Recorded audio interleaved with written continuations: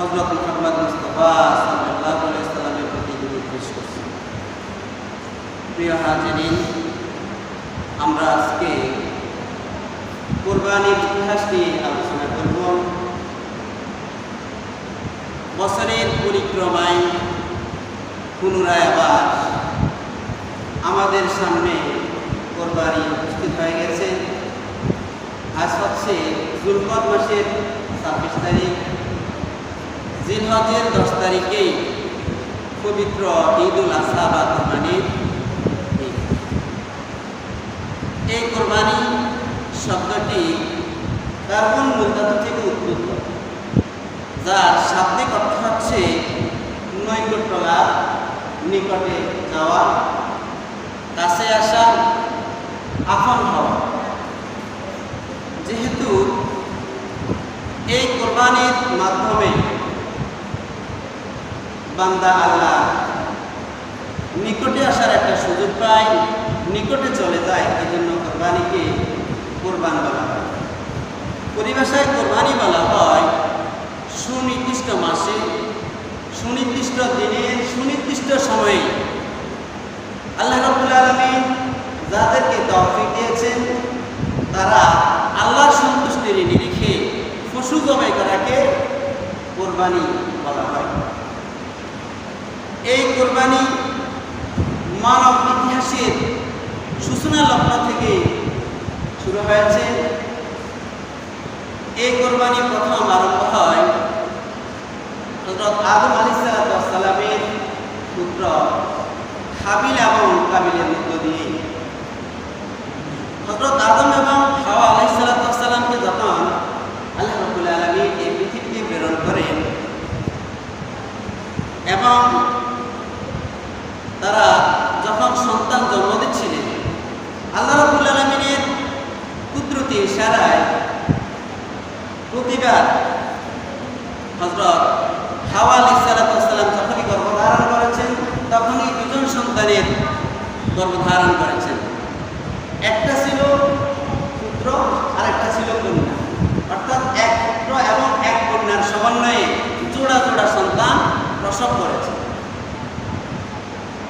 তখন যেহেতু পৃথিবীতে আর কোনো মানুষ বা কোনো পরিবার ছিল না, সেই হিসাবে আল্লাহ রাব্বুল আলামিন প্রত্যেক জোড়া সন্তানকে তাদের সন্তান হিসাবে উল্লেখ করেছেন, অর্থাৎ ওই জোড়ার একে অপরের সাথে কোনো বৈবাহিক সম্পর্ক ছিল না। এক জোড়ার সাথে অপর জোড়া বৈবাহিক সম্পর্কের বিধান আল্লাহ রাব্বুল আলামিন জারি করেছেন। এক্ষেত্রে কাবিলের সাথে যে বোনটা জন্মগ্রহণ করেছিল তিনি ছিলেন ফরমা সুন্দরী, এবং হাবিলের সাথে যে বোনটা জন্মগ্রহণ করেছিলেন তিনি ছিলেন কুৎসিত এবং পদার্থ। তো সিস্টেম অনুযায়ী হাবিলের সাথে বোনকে কাবিলে বিয়ে করবে আর কাবিলের সাথে বোনকে হাবিলে বিয়ে করবে। কিন্তু কাবিল এটা মানতে রাজি হয় নাই যে আমার বোন যে আমার সাথে জন্মগ্রহণ করেছে তাকে আমি বিবাহ করব। এটা নিয়ে পরিবারের মধ্যে একটা হট্টগোল সৃষ্টি হয়ে গেছে। কাবিলকে কোনো ক্রমেই হযরত আদম আলাইহিস সালাম এবং হাওয়া আলাইহিস সালাম মানাইতে পারেন না যে এটা আল্লাহর শরীয়ত, আল্লাহর বিধান। ওনার কথা হচ্ছে না, এটা তোমাদের ষড়যন্ত্র, আমি তোমাদের এই সিদ্ধান্তকে মানি না। তখন আল্লাহ রাব্বুল আলামিনের পক্ষ থেকে বলা হলো তাদের দুজনকে কোরবানি দেওয়ার জন্য। আমরা যে এখন পশু দিয়ে কোরবানি দিই, তখন কিন্তু এই পশুর কোরবানির সিস্টেম ছিল না।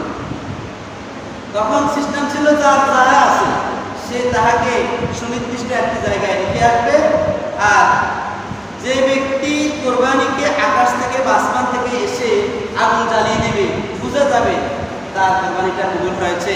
আর যার প্রদেয় জিনিস বা বস্তু বা পশু এটাকে আগুনে জ্বালিয়ে দিবে না, সেটা তার কোরবানি কবুল হয় না বলে পরিগণিত হবে। তো আদম আলাইহিস সালামের নির্দেশে হাবিব তিনি ছিলেন, তিনি মেষ চড়াতেন বা মেষ পালতেন। তিনি নাগুস একটি দুম্বাকে পাহাড়ে রেখে এসেছেন আর কাবিল তিনি চাষাবাদ করতেন। তিনি কিছু রবি শস্য বা কিছু ফসল তিনি পাহাড়ে রেখে আসতেন। আকাশ থেকে এক খণ্ড আগুন এসে হাবিলের দুম্বাকে জ্বালিয়ে দিয়েছে, আর কাবিলের ওই শস্যগুলোকে জ্বালিয়ে দেয় নাই।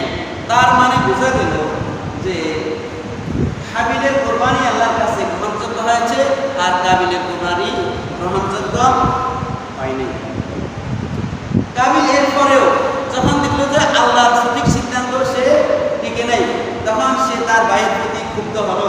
সে চিন্তা করলো, সে সিদ্ধান্ত নিল, প্রকাশ্যে ঘোষণা দিল, আমি তোমাকে হত্যা করব। এ কথা বলার পরেও হাবিল কিন্তু ভাইয়ের প্রতি কোনো ক্ষুব্ধতা প্রকাশ করে নাই। হাবিল বর্ণতার সহিত সুন্দরভাবে ভাইকে বলেছেন, قال إنما يتقبل الله من المتقين। হে আমার ভাই, আল্লাহ রাব্বুল আলামিন কেবলমাত্র মুত্তাকিদের বস্তুগুলো গ্রহণ করেন। সে এই কথাটা বলছে, সে বলছে যে তুমি নীতি বাক্য যতই আমার কাছে আওড়াও না কেন, আমি তোমাকে হত্যা করবই।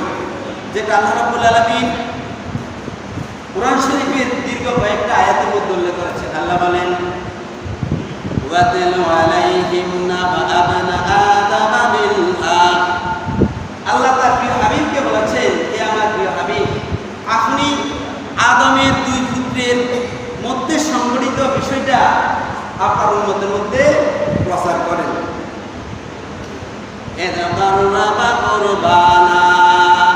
যখন তারা দুজনে কোরবানি করেছিল, ফাতাকাব্বালা মিন আহাদিহিমা ওয়া লাম ইউতাকাব্বাল মিনাল আখার।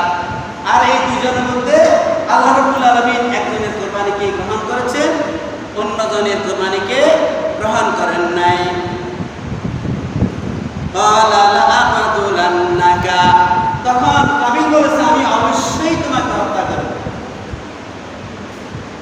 قال إنما يتقبل الله من المتقين।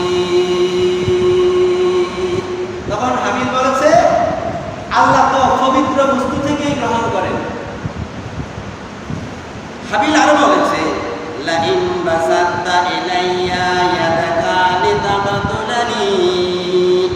হে আমার ভাই, তুমি যদি আমাকে হত্যা করার জন্য তোমার হাতকে সম্প্রসারিত করো,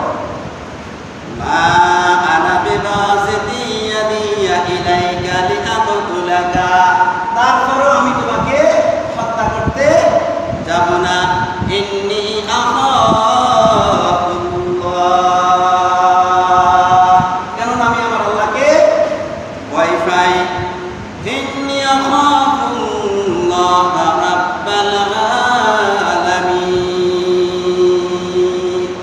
আমি সেই মহান প্রতিপালককে ভয় পাই, ভয় করি, মেনে চলি, যিনি শুধু আমাদের নয়, যতগুলো বিশ্ব রয়েছে সকল বিশ্বের সকল পৃথিবীর একচ্ছত্র অধিপতি। রব্বুন মানে প্রভু, আলামিন মানে জগৎ সমূহ। আলামিন মানে এক জগৎ নয়, জগৎ সমূহের রব, প্রতিপালক, স্রষ্টা, একমাত্র অধিপতি। সম্মানিত উপস্থিতি, এত কিছু বলার পরেও কাবিল কিন্তু তার সেই টার্গেট থেকে ক্ষান্ত হন নাই, পিছপা হন নাই। ভাই বলেছিল, ভাই তুমি যদি আমাকে হত্যা করতেও আসো, আমি কিন্তু তোমাকে হত্যা করব না, কারণ আমি চাই তুমি আমাকে হত্যা করার মধ্য দিয়ে আমার পাপ এবং তোমার পাপ দুজনের পাপকে নিজের গাড়ির মধ্যে নিয়ে তুমি জাহান্নামে যাও। আল্লাহ রাব্বুল আলামিন বলছেন, পাপিষ্ঠদের পরিণাম এমনই। তারপরও সে ক্ষান্ত হয় নাই, সে আপন ভাইকে হত্যার জন্য উদ্যত হলো এবং হত্যা করল। হত্যা করার পরে তিনি কিং কর্তব্য বিমূঢ় হয়ে গেছে।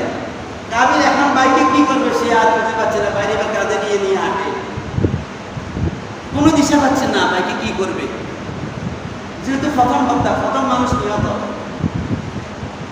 এবার আল্লাহ রাব্বুল আলামিন এই বেকুফ, অথর্ব, কাণ্ড জ্ঞানহীন কাবিলকে বোঝানোর জন্য একটা কাককে পাঠিয়েছে।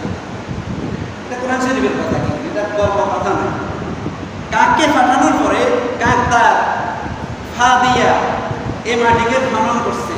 খনন করিয়া তাকে দেখাই দিল যে মাটিকে এইভাবে খনন করে মৃত ব্যক্তিকে দাফন করতে হয়। তখন সে বুঝে গেছে, সে এবার নিজেকে নিজে বর্ষনা দিচ্ছে, হাই আমি কত অথর্ব, আমি কত অধম, আমি কত কাণ্ড জ্ঞানহীন, একটি কাকের জ্ঞান পর্যন্ত আমার কাছে নাই। এবার নিজেকে নিজে বর্ষনা দিয়েছে। সম্মানিত উপস্থিতি, তাহলে কোরবানের ইতিহাস শুরু হয়েছে হাবিল এবং কাবিলের মধ্য দিয়ে। কিন্তু আমরা যে কোরবানি করছি, এই কোরবানি কিন্তু হাবিল কাবিলের সেই কোরবানির ধারাবাহিকতা নয়। আমরা কোরবানি করছি সেটা হচ্ছে এক ঐতিহাসিক অবিস্মরণীয় ঘটনা। আল্লাহর সন্তুষ্টির জন্য বান্দা তার আপন পুত্রকে যেখানে জবাই করার জন্য উদ্যত হতে পারে, প্রস্তুত হতে পারে, সেরকম ঐতিহাসিক একটি কোরবানির ধারাবাহিকতা, অর্থাৎ ইব্রাহিম আলাইহিস সালাম এবং ইসমাঈল আলাইহিস সালামের যে কোরবানি, সেই কোরবানির ধারাবাহিকতা থেকে আমাদের এই কোরবানি।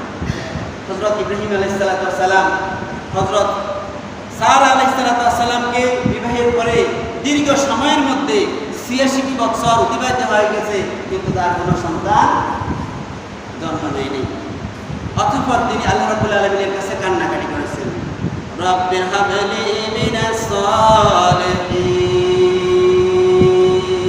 হে আমার মহান প্রতিপালক, তুমি আমাকে একটি নেক সন্তান দান করো, তুমি আমাকে একটি নেক সন্তান দান করো। আল্লাহ রাব্বুল আলামিন বলেন, ফাবাশশারনাহু বিগুলামিন হালিম, আমার দোস্ত যখন আমার কাছে দরখাস্ত করলো একটি নেক সন্তানের জন্য, আমি তখন তাকে এমন একটি সন্তান দিয়েছি, সে হচ্ছে ধৈর্যের পরাকাষ্ঠা, পরম সহিষ্ণু, যার সহিষ্ণুতা, যার ধৈর্যের আর কোনো সীমা পরিসীমা নাই।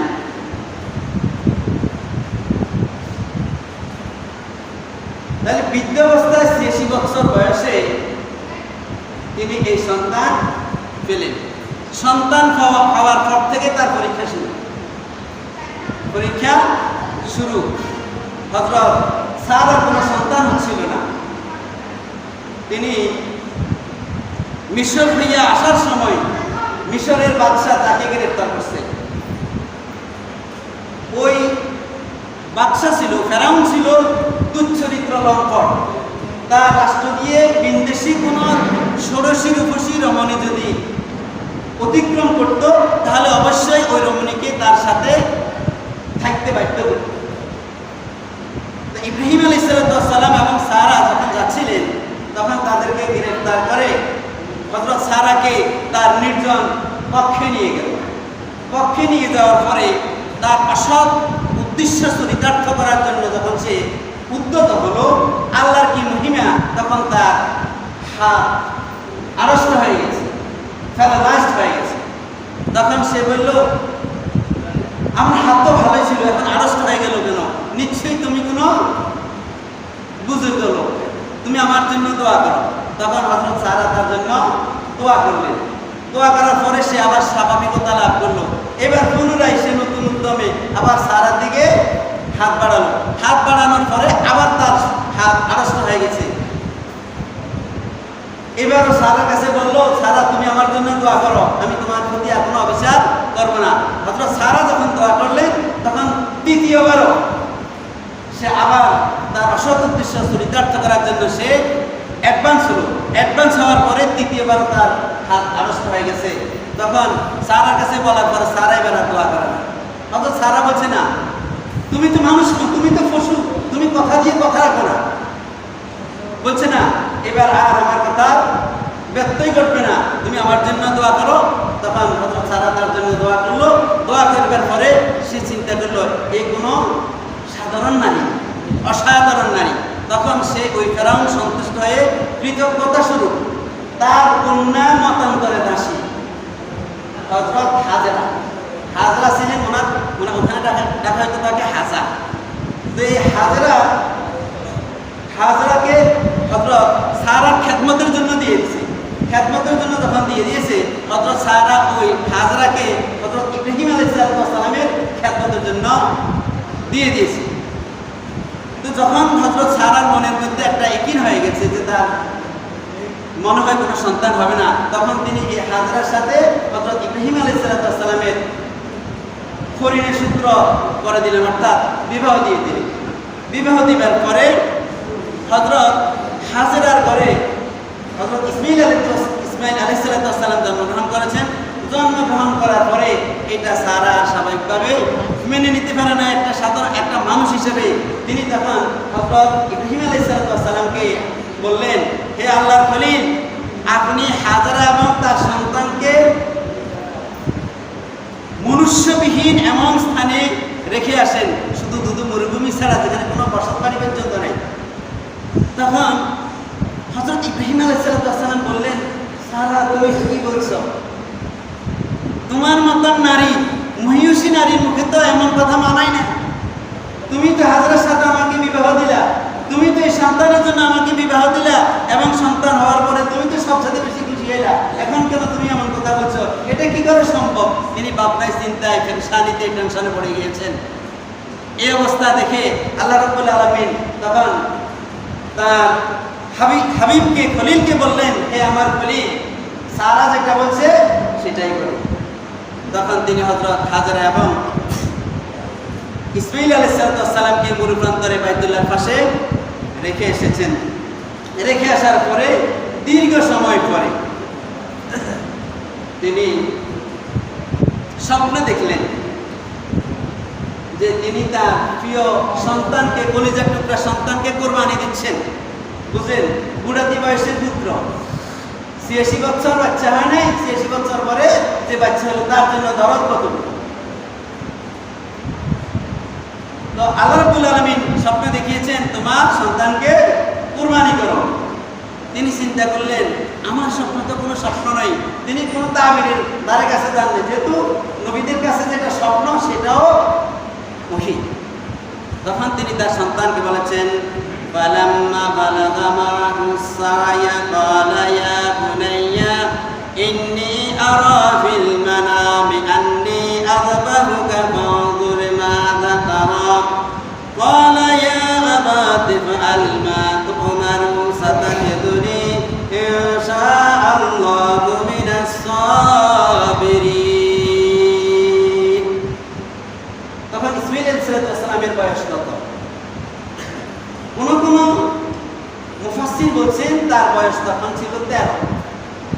আবার কারো কারো মত হচ্ছে তিনি তখন পরিণত বয়সে ছিলেন, আমাদের দেশে যেটাকে সাবালক বলা হয়, অর্থাৎ তিনি তখন সাবালক হয়ে গেছেন। তো তিনি সন্তানকে বলেছেন, হে আমার কলিজার টুকরা সন্তান, আমি স্বপ্নে দেখেছি আমি তোমাকে কুরবানি দিচ্ছি। তখন সন্তান বলছেন, ক্বালা ইয়া আবাতি ফাআল মা তু'মারু সাতাজিদুনি ইনশাআল্লাহু মিনাস সাবিরিন। হে আমার পিতা, আল্লাহ আপনাকে যে নির্দেশ দিয়েছেন সেটার বাস্তবায়ন ঘটান। পিতা বলছে আমি স্বপ্নে দেখছি, আর পুত্র বলছে কি, আল্লাহ আপনাকে যেটা নির্দেশ দিয়েছেন সেটার বাস্তবায়ন ঘটান, অর্থাৎ আমাকে কোরবানি দেন। ওই যে পরম সহিষ্ণু আল্লাহ রাব্বুল আলামিন বলছেন, হালিম পরম সহিষ্ণু একটি সন্তান দিয়েছি। তিনি সেই পরম সহিষ্ণুতার বা ধৈর্যের পরাকাষ্ঠা প্রতিটি পরতে পরতে দেখিয়েছেন। একটা বাচ্চা ছেলে, তার কত দূরদর্শিতা, সে পিতার যে স্বপ্ন এটা যে ওহী সেটা বুঝতে বাকি রইল না। পিতা পুত্র দুজন যখন মতে একাকার হয়ে গেছেন, দুজন তখন মিনা প্রান্তরের দিকে রওনা হচ্ছেন পুত্রকে কোরবানি দেওয়ার জন্য। প্রতিমধ্যে 3 জায়গায় ইসমাইল আলাইহিস সালামকে শয়তান প্রবঞ্চিত করার চেষ্টা করেছিল, কিন্তু ইসমাইল আলাইহিস সালাম একবারও প্রবঞ্চিত হয় নাই। যখন বারবার ধোঁকা দেওয়ার চেষ্টা করছে, সে তো সাধুর বেশে এসে বুঝাচ্ছে যে তুমি কোথায় যাচ্ছ, তোমার পিতা তো তোমাকে হত্যা করবে। তখন সে বুঝার বাকি রইল না, এটা তো শয়তান আমাকে পুণ্যের কাজে, নেকের কাজে, কল্যাণের কাজে আল্লাহর পথে যেতে বাধা দিচ্ছে, অতএব এই শয়তান হবে। দূর শয়তান বলি যে সে পাথর নিক্ষেপ করেছে, এখন হাজী সাহেবেরা পাথর নিক্ষেপ করে। সম্মানিত মুসল্লিন ইকরাম, পিতা পুত্র যখন এক মতে এক চিন্তে একাকার হয়ে গেছে, তখন আল্লাহ রাব্বুল আলামিন বলেন ফালাম্মা সালামা ওয়া তাল্লাহু লিল জাবিন। পিতা এবং পুত্র দুইজন আমার সিদ্ধান্তে যখন আত্মসমর্পণ করেছে, পুত্রকে জবাইয়ের জন্য যখন মাটিতে শোয়াইছে, শোয়াইবার পরে সন্তান দেখেন কত সহিষ্ণু, পিতাকে বলেছে, তাফসীর গ্রন্থে উল্লেখ রয়েছে, বলছে বাবা আপনি যে আমাকে জবাই করতে নিচ্ছেন, হয়তো জবাই করতে গেলে আমি মৃত্যুর যন্ত্রণায় ছটফট করব, হাত পা নাড়াচাড়া করবো, আপনার জবাইয়ের বিঘ্নের সৃষ্টি হইতে পারে, অথবা আপনার সামনে বেয়াদবি হয়ে যেতে পারে, আপনি আমার হাত পাগুলোকে বেঁধে দিবেন।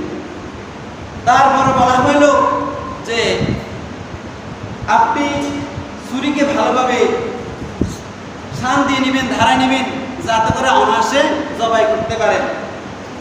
আপনি পিতা হিসাবে আমার প্রতি দৃষ্টিপাত করলে আপনার মায়া হতে পারে, আপনি আপনার চোখকে বেঁধে দিবেন এবং আমার জামা কাপড়কে আমার আম্মা জানার কাছে পৌঁছাই দিবেন। হতে পারে আমার আম্মা আমার জামা কাপড় দেখে তিনি নিজেকে সংবরণ করতে পারবেন, ধৈর্য ধারণ করতে পারবেন। তো ইব্রাহিম আলাইহিস সালাম যখন সন্তানকে উফুট করে জবাই করার জন্য ছুরি চালাবেন, ঠিক এই মুহূর্তে আওয়াজ হল আল্লাহু আকবার। তখন তিনি চিন্তা করলেন, কিরে নির্জন স্থানে আল্লাহু আকবার থেকে আওয়াজ হবে। তিনি তখন দাঁড়িয়ে গেলেন, দাঁড়িয়ে গিয়ে তিনি বলছেন আল্লাহু আকবার। যখন আবার তিনি ছুরি চালাবেন, ঠিক এই মুহূর্তে জিবরাইল আলাইহিস সালাম জান্নাত থেকে একটি দুম্বা নিয়ে এসে হাজির হলেন। এখানে দুইটা কথা আছে, ছুরির তলে দিয়েছেন অথবা সেখানে খাড়া করে রেখেছেন, রেখে বললেন লা ইলাহা ইল্লাল্লাহু আল্লাহু আকবার। এই কথা বলার পরে হযরত ইব্রাহিম আলাইহিস সালাম দাঁড়িয়ে গিয়ে তখন তিনি বলেছেন ওয়ালিল্লাহিল হামদ। সম্মানিত উপস্থিতি, আল্লাহ রাব্বুল আলামিন এই বিষয়টাকে পবিত্র কোরআনে কোট করে দিয়েছেন। আল্লাহ বলেন ওয়ানাদাইনাহু ইয়া ইব্রাহিম। যখন আমার ইব্রাহিম ইসমাইলকে জবাই করতে গিয়েছে, তখন আমি ইব্রাহিমকে উদ্দেশ্য করে ডাক দিলাম, হে আমার ইব্রাহিম, হে আমার খলিল, হে আমার দোস্ত, কাদ সাদ্দাকাতার রুইয়া, তুমি তোমার স্বপ্নের বাস্তবায়ন ঘটিয়েছো। ইন্না কাযালিকা নাজজিল মুহসিনিন, নিশ্চয়ই এভাবেই আমি পুণ্যবানদেরকে পুরস্কৃত করি, সম্মানিত করি। ইন্না হাযা লাহুয়াল বালাউল মুবিন, নিশ্চয়ই এটা তোমার জন্য ছিল কঠিন পরীক্ষা, কঠিন পরীক্ষা, জানো তো না পরীক্ষা নয়। আল্লাহ বলছেন কুরবানি দেওয়ার জন্য, আর বুড়ো দিবসে আল্লাহর কাছে কেঁদে কেঁদে যে সন্তানটাকে পেয়েছেন, সেই সন্তানকে সরাসরি আল্লাহ বলেন নাই, স্বপ্নে দেখিয়েছেন, সাথে সাথে তিনি সে কোরবানি করতে গেলেন। এটা যেন তেন ত্যাগ নয়।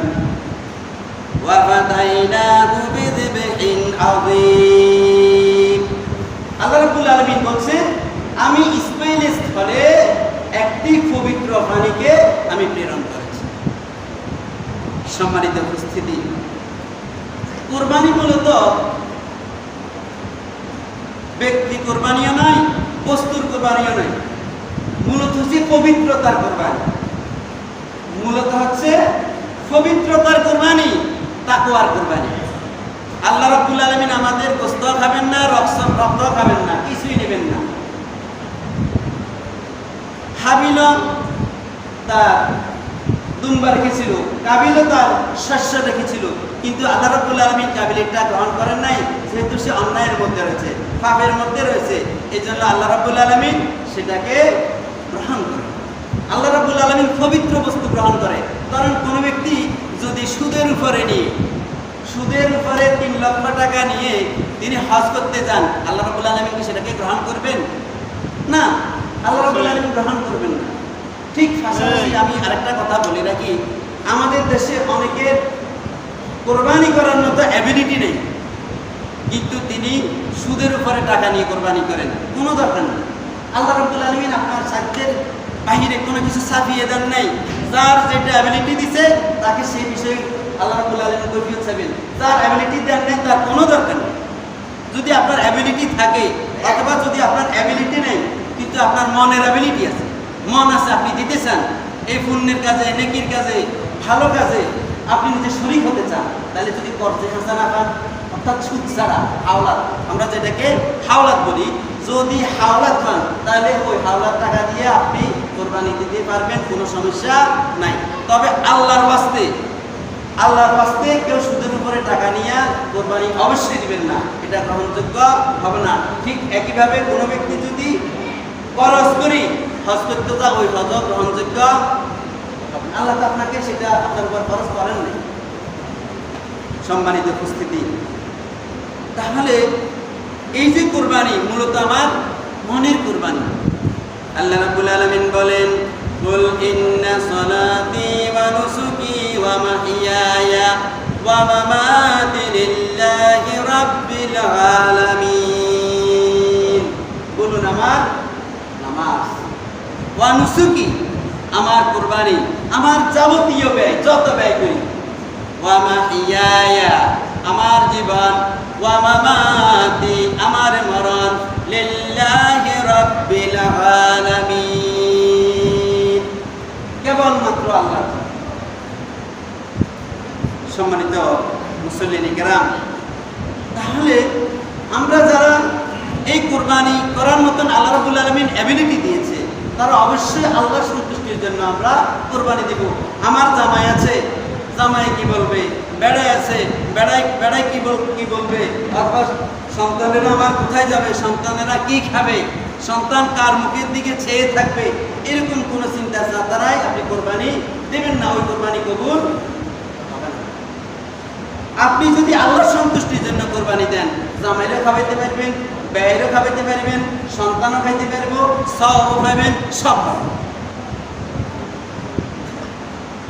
তাই আসুন, আল্লাহ রাব্বুল আলামিন আমাদের যাদেরকে কোরবানি করার অ্যাবিলিটি দিয়েছে, আমরা আল্লাহ সন্তুষ্টির জন্য কোরবানি করব।